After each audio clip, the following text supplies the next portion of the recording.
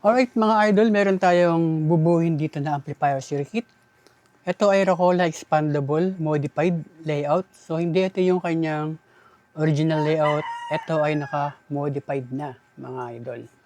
So andito na yung mga parts. Ayan, driver, differential, yung kanyang coil, mga resistor, mga capacitor, at itong mga diode. Alright, so ikabit na natin yung mga resistors niya.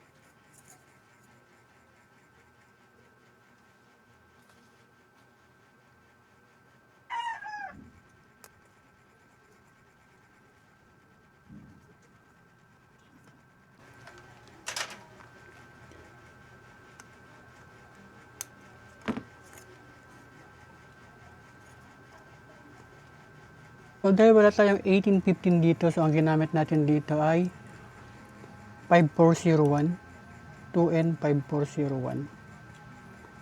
Ayan. Medyo pinilipit lang natin yung kanya mga paa.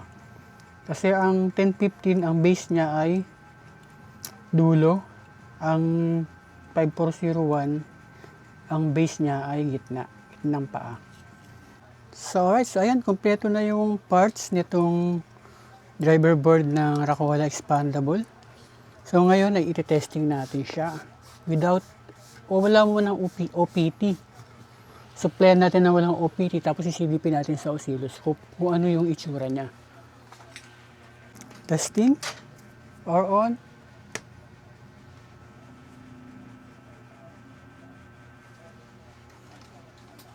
Okay, so sukatin natin yung kanyang voltage. Goods. So goods, so walang okay yung voltage niya sa test point. So try natin lagyan ng scope mga idol. Ayan.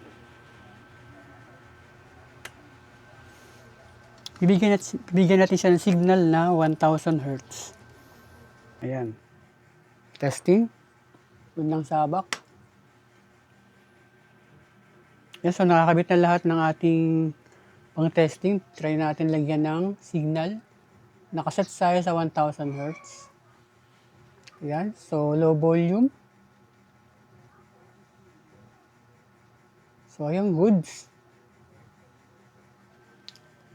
So maganda yung kanyang waveform. Yan, maganda yung waveform niya, di ba? Sabi nila ang Rocola raw, distorted daw yan sa mahinang volume. So tingnan natin.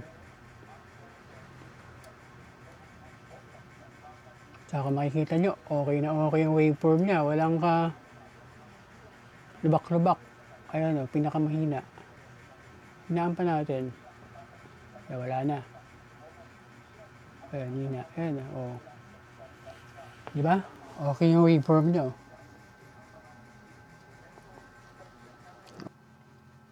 Okay na tong ating Rocola Expandable.